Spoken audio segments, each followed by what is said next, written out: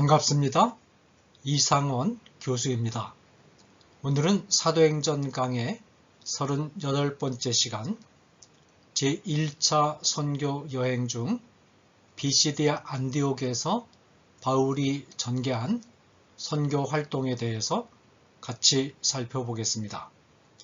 오늘은 13장 13절에서 37절까지 말씀을 상고하겠는데 특별히 세 가지 소주제를 중심으로 살펴보도록 하겠습니다. 첫째는 바울 일행에 합류했던 마가가 대열에서 이탈한 사건, 그리고 비시디아 안디옥의 회당에서 설교하는 바울을 살펴보면서 특별히 바울이 행한 설교 가운데 1부와 2부를 오늘 살펴보고 다음 시간에 3부 결론 부분을 이어서 살피도록 하겠습니다. 먼저 살펴볼 주제는 대열에서 이탈한 마가라는 주제입니다. 구브로 섬에서 나타난 바울의 영적인 권능은 바울이 이후에 선교 사역에서 주도적인 역할을 담당하게 될 것을 예고합니다. 이 예고는 바울 일행에 대한 호칭 순서의 변화에서 간접적으로 암시되고 있습니다. 시리아의 안디옥 교회가 첫 선교사 일행을 파송하는 때나 구브로 섬에서 서기오 바울을 만나기 전의 장면을 서술할 때 누가는 바나바와 사울이라는 호칭을 사용합니다. 여기서는 바나바의 이름이 먼저 등장합니다. 그러나 구브로 섬을 떠나는 장면을 서술하고 있는 13절에서는 바울과 및 동행하는 사람들이라는 호칭을 사용하기 시작합니다. 이처럼 바울의 이름이 앞에 나온다는 것은 바울이 사역의 중심 역할을 담당하기 시작했음을 시사하는 것입니다.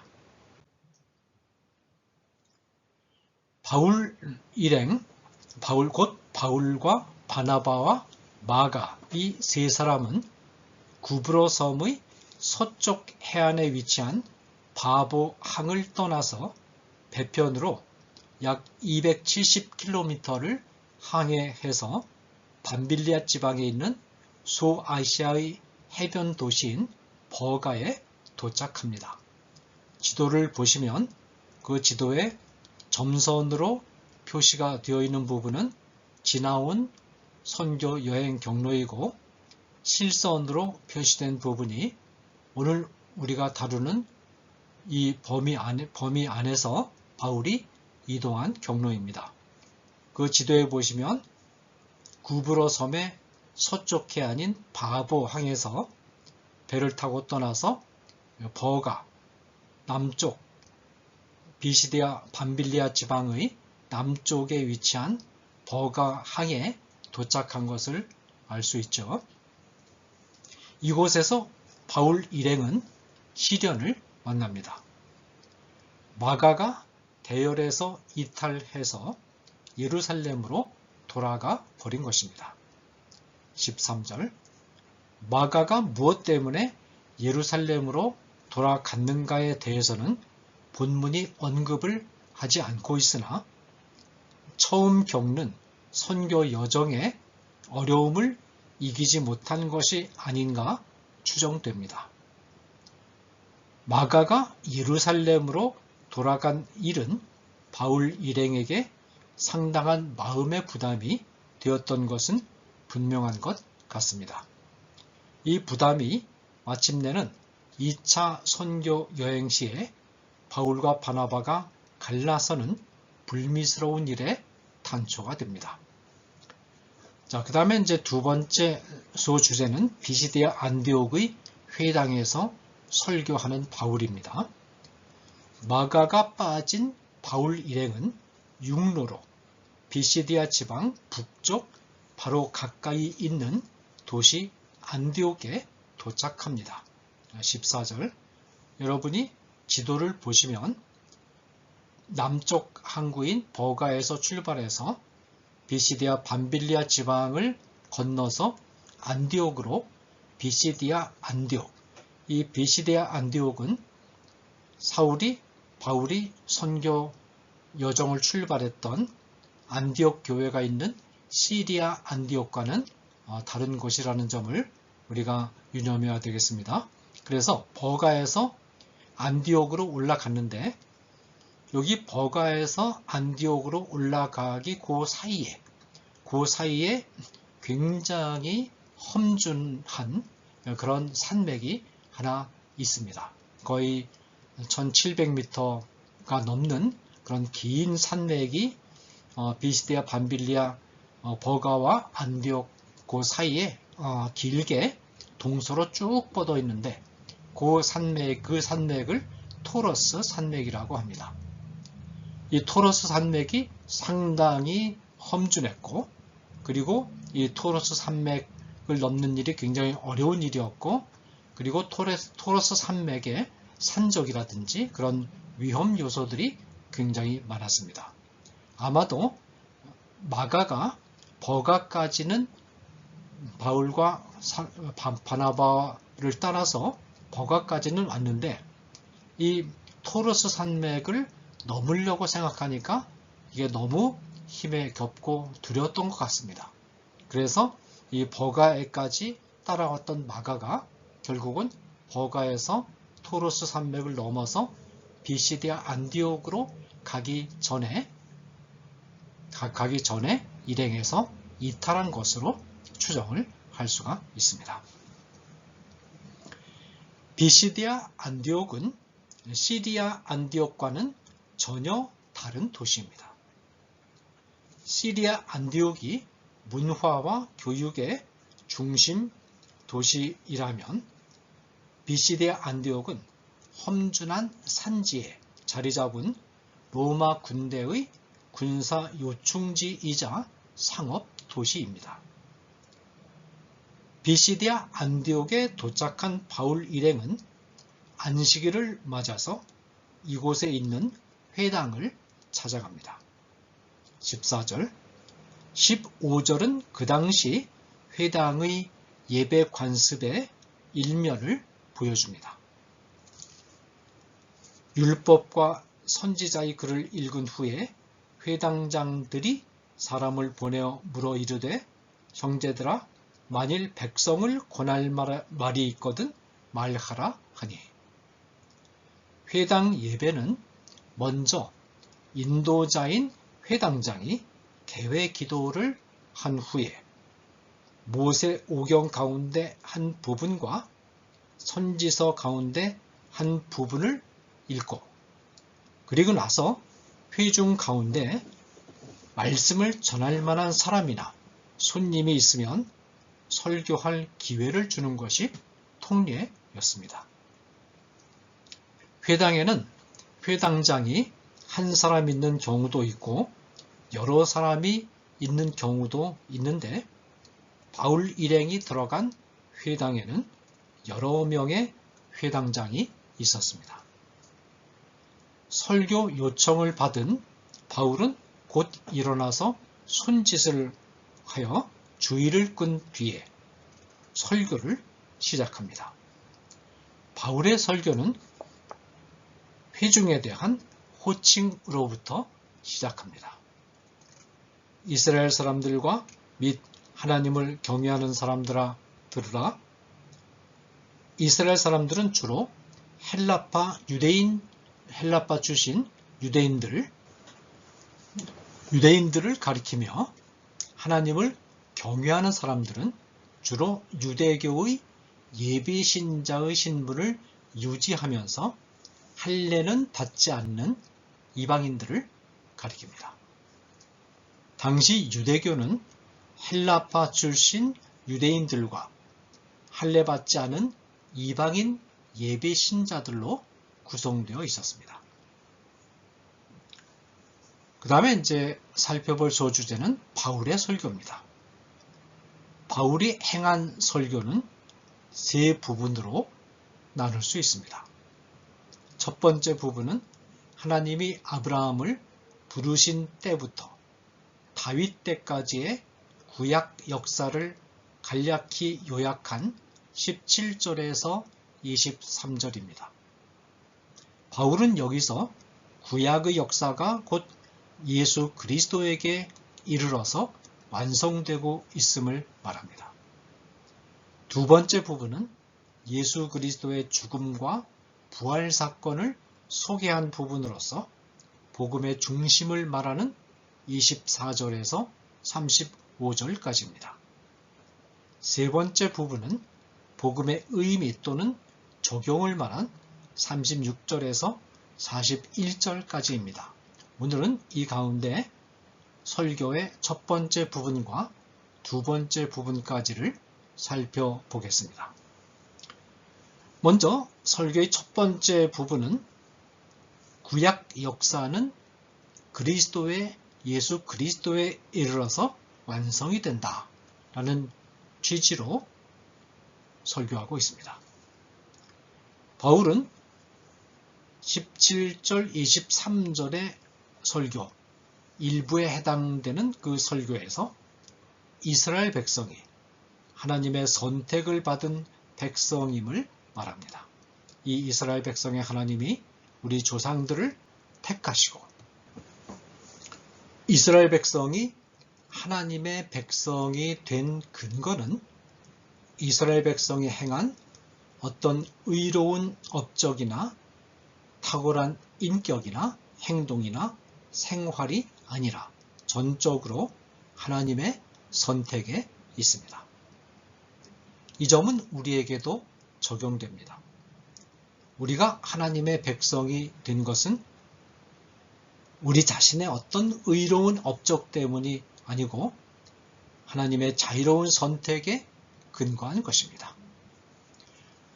택하심을 입은 이스라엘 백성이 애굽에서 고통을 겪을 때 구원해 내신 이도 하나님이시다라고 바울은 계속 말합니다. 애굽 땅에서 나그네 된 그 백성을 높여 큰 권능으로 인도하여 내사. 17절 애굽에서 백성을 구원해 내신 하나님은 이 백성을 광야길로 인도하셔서 40년간 양육하셨습니다. 광야에서 약 40년간 그들의 소행을 참으시고 18절 본문에 참으신다라는 표현은 동시에 양육하고 돌보신다는 의미도 아울러 가지고 있습니다. 참는다는 말과 양육한다는 말은 사실 밀접한 관련이 있습니다. 참지 않고 급한 마음을 가지고는 양육이 불가능합니다. 가정에서도 아이들을 제대로 키우려면 많이 참아야 합니다. 철없는 아이들이 자기 자신에게 해가 돌아올 것이 뻔히 보이는데도 어떤 것을 요구하고 어떤 길로 가려고 때를 쓸 때 부모는 아이들로부터 상당한 기간 동안 오해와 때로는 미움을 받을 각오를 하면서라도 그 요구를 들어주지 않고 그 길을 못 가도록 막아야 할 때가 있습니다. 이때 인내가 필요합니다. 이때 인내하지 않고 아이가 요구하는 대로 다 들어주면 아이는 망하고 맙니다. 이스라엘 백성이 광야에서 40년간 생활할 때도 똑같았습니다. 이스라엘 백성들은 어떻게 해서든지 빨리 가나안 땅에 들어가서 정착하고 싶었습니다. 고기도 배불리 먹고 안정된 삶을 갖고 싶었습니다. 그러나 이스라엘 백성이 참된 하나님의 백성이 되기 위해서는 하나님의 율법도 받아야만 했고 하나님만을 의지하고 살아가는 법도 배워야만 했습니다. 따라서 하나님은 이스라엘 백성들로부터 오해와 미움을 받으면서도 이들을 신의 광야의 길로 인도하셔서 긴 세월 동안 광야길을 걷게 하신 것입니다.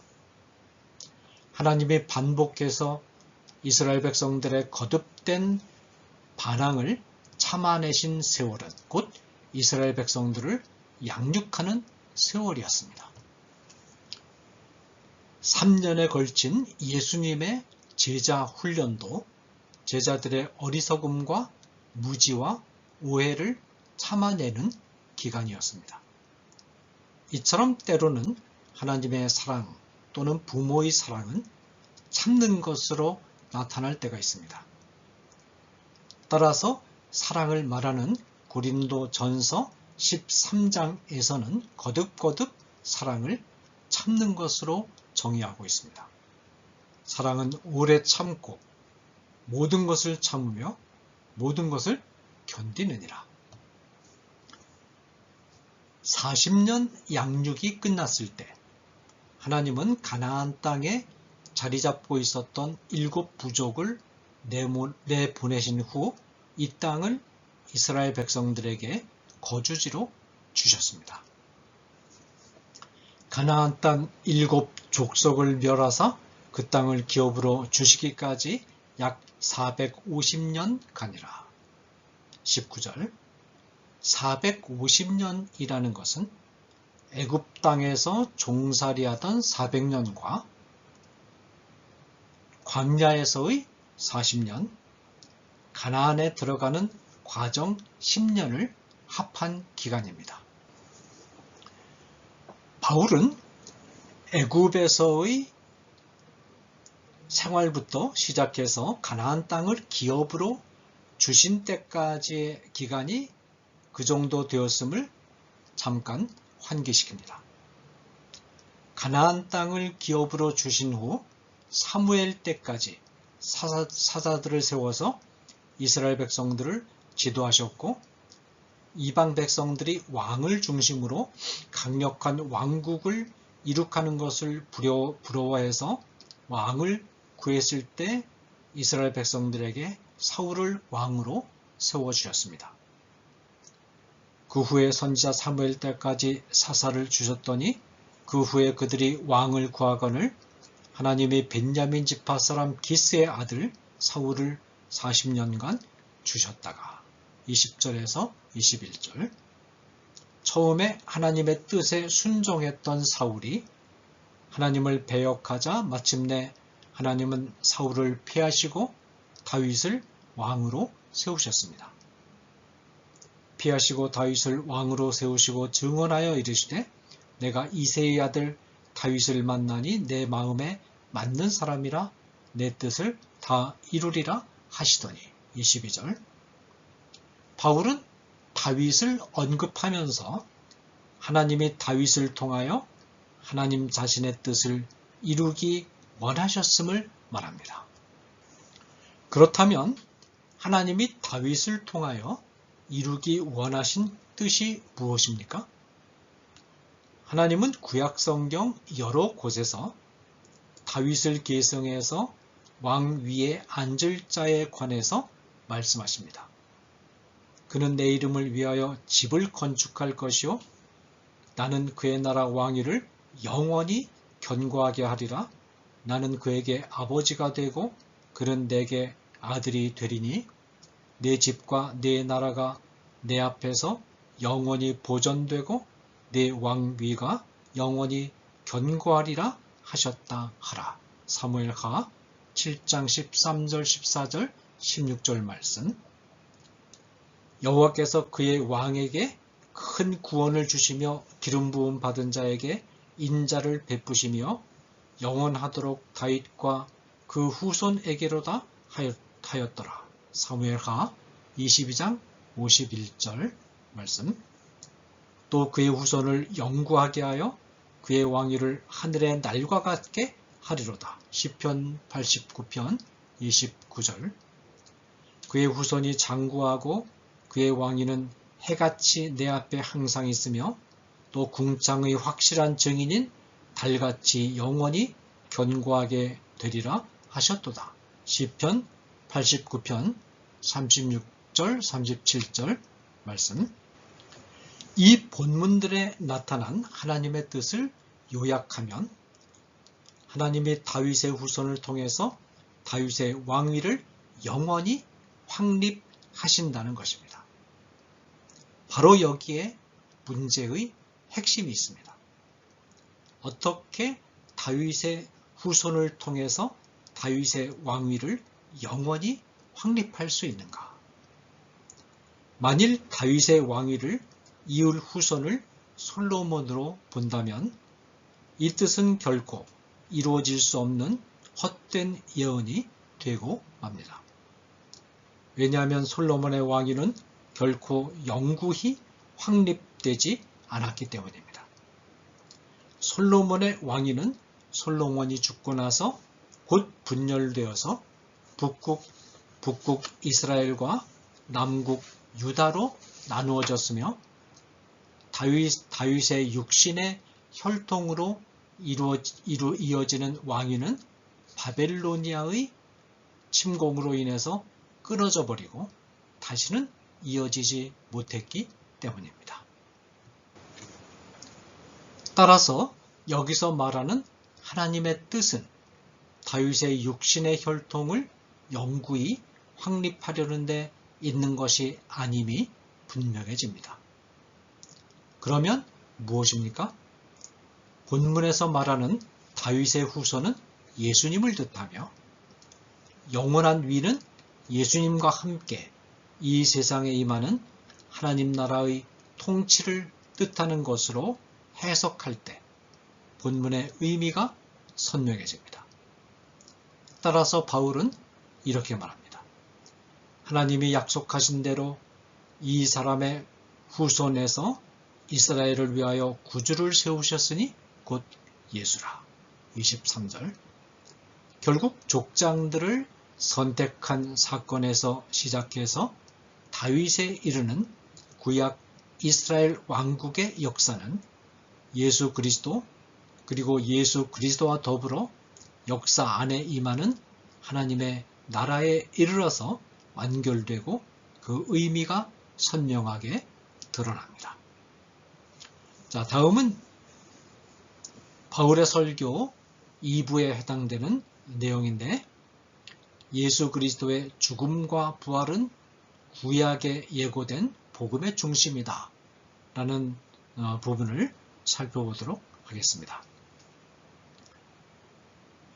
구약의 왕권은 곧 예수 그리스도를 통하여 이루어질 영원한 왕국의 예표이며 그림자요 예수 그리스도에게 이르러서 비로소 그 참뜻이 완전히 드러난다는 사실을 밝힌 바울은 설교의 두 번째 부분에서 예수 그리스도를 본격적으로 소개합니다. 특히 바울은 예수 그리스도의 죽으심과 부활을 말합니다. 바울은 먼저 유대인들로부터 지극히 높은 존경과 숭앙을 받았던 세례 요한에 대한 서술로 시작합니다. 바울은 세례 요한 자신은 그리스도 곧 오실 메시아가 아니라 오실 메시아의 길을 예비하는 수종자에 불과할 뿐만 아니라 예수가 바로 메시아임을 분명히 선언한 것을 상기시킵니다. 그가 오시기에 앞서 요한이 먼저 회개의 세례를 이스라엘 모든 백성에게 전파하니라. 요한이 그 달려갈 길을 마칠 때에 말하되 너희가 나를 누구로 생각하느냐? 나는 그리스도가 아니라 내 뒤에 오시는 이가 있으니 나는 그 발에 신발끈을 풀기도 감당하지 못하리라 하였으니 24절 25절 말씀. 예수가 메시아임을 증거한 세례 요한의 강력한 증거를 말한 뒤에 곧 바울은 예수님의 죽음을 말합니다. 형제들아, 아브라함의 후손과 너희 중 하나님을 경외하는 사람들아, 이 구원의 말씀을 우리에게 보내셨거늘 예루살렘에 사는 자들과 그들 관리들이 예수와 및 안식일마다 외우는 바 선지자들의 말을 알지 못하므로 예수를 정죄하여 선지자들의 말을 응하게 하였도다. 죽일 죄를 하나도 찾지 못하였으나 빌라도에게 죽여달라 하였으니 성경에 그를 가리켜 기록한 말씀을 다 응하게 한 것이라. 26절에서 29절 상반절. 여기서 바울이 강조한 몇 가지 논점을 정리해 보겠습니다. 첫째로 예수님의 죽으심은 죄가 없음에도 불구하고 죽으신 죽으심입니다. 죽일 죄를 하나도 찾지 못하였으나.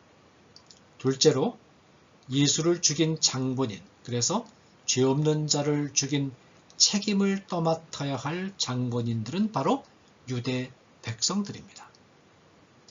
결국 바울의 유대인 책망 때문에 바울은 선교 여정 내내 유대인들의 미움을 받아서 쫓겨다니면서 생명의 위협을 받게 됩니다. 그러나 셋째로 예수를 죽임으로써 예수와 함께 임하는 하나님의 나라의 임함을 방해하려는 시도는 역설적으로 그리고 신비롭게도 구약 성경에 예고된 하나님의 뜻을 성취하는 길이 되고 있음을 지적합니다. 성경의 저를 가리켜 기록한 말씀을 다 응하게 한 것이라. 그 예언이 어떤 것들입니까? 이사야서 53장이 예수님이 고난받고 죽으실 것을 예언하고 있습니다. 이사야의 본문과 시편 118편 22절, 23절이 중요합니다. 건축자가 버린 돌이 집 모퉁이의 버릿돌이 되었나니 이는 여호와께서 행하신 것이요 우리 눈에 기이한 바로다. 건축자는 이스라엘 백성을 비유합니다. 건축자들은 예수라는 돌을 아무짝에도 쓸모없다고 판단해서 죽여버렸습니다. 그런데 신비롭게도 바로 그 돌이 이 땅 위에 임한 하나님 나라의 집의 모퉁이 돌이 되었다는 것입니다. 버림받은 것 때문에 모퉁이 돌이 되었습니다. 예수가 죽임을 당했기 때문에 비로소 하나님 나라의 왕이 될 수 있었다는 것입니다. 결국 예수님의 죽음은 하나님을 대적하려는 어떤 인간의 시도도 하나님의 주권과 섭리의 손길을 벗어날 수 없음을 선포하는 사건이기도 합니다. 그러면 어떻게 죽임당하신 예수님이 하나님 나라의 모퉁이 돌이 되셨으며 하나님 나라의 왕이 되실 수 있었습니까? 하나님이 예수를 다시 살리셨기 때문입니다. 예수님이 죽음의 권세를 이기시고 부활하셨기 때문입니다. 하나님이 죽은 자 가운데서 그를 살리신지라 갈릴리로부터 예루살렘에 함께 올라간 사람들에게 여러 날 보이셨으니 그들이 이제 백성 앞에서 그의 증인이라. 30절에서 31절. 그런데 예수님의 죽으심뿐만 아니라 부활도 이미 구약에 약속되고 예언된 것임을 바울은 강조합니다. 곧 예수님의 부활은 구약과는 관련 없는 새로운 소식이 아니라 조상들에게 주신 약속을 성취한 것에 불과하다는 것입니다. 32절. 특히 바울은 세 군데의 구약 본문을 인용합니다. 이 세 군데의 구약 본문들은 모두 다윗과 관련된 본문들입니다. 바울이 특히 다윗을 중요시하는 이유는 당시 유대 사회에 오실 메시아는 다윗 왕의 후손 가운데서 등장하리라는 해석이 보편화되어 있었기 때문입니다. 첫째 본문은 시편 2편 7절입니다. 너는 내 아들이라 오늘 너를 낳았다 하셨고, 하나님이 낳으신 하나님의 아들은 성부 하나님과 본질이 같으신 하나님이십니다. 둘째 본문은 이사야서 55장 3절을 인용한 본문입니다. 또 하나님께서 죽은 자 가운데서 그를 일으키사 다시 썩음을 당하지 않게 하실 것을 가르쳐 이르시되 내가 다윗의 거룩하고 미쁜 은사를 너희에게 주리라 하셨으며. 34절. 바울은 이 미쁜 은사를 썩음을 당하지 않는 것, 곧 사망의 권세를 이기고 부활하는 은혜로 해석합니다. 셋째 본문은 다윗의 시인 시편 16편 10절을 인용한 것입니다. 또 다른 시편에 일렀으되 주의 거룩한 자로 썩음을 당하지 않게 하시리라 하셨느니라. 35절. 여기서 말하는 주의 거룩한 자는 다윗을 가리킬 수 없습니다. 왜냐하면 다윗은 죽었기 때문입니다. 다윗은 당시에 하나님의 뜻을 따라 섬기다가 잠들어서 그 조상들과 함께 묻혀 썩음을 당하였으되. 36절. 주의 거룩한 자, 곧 썩음을 당하지 않게 함을 받을 자이죠. 주의 거룩한 자, 곧 하나님이 살리신 자는 부활하신 예수님을 가리킬 수밖에 없습니다. 이처럼 바울은 예수께서 죄가 없으신 분임에도 불구하고 인류의 죄악을 그 몸에 대신 짊어지시고 죽으셨을 뿐만 아니라 또한 하나님의 권능으로 죽음을 이기고 부활하심으로써 죽음의 사슬에서 해방되기를 갈구하는 모든 인간들에게 참된 자유와 해방의 길을 여신 참된 구주라는 복음의 핵심을 회당에 모인 청중들에게 선포했습니다. 이제 바울 설교의 결론 부분에 대한 해설은 다음 장에서 다음 시간에 계속하겠습니다. 감사합니다.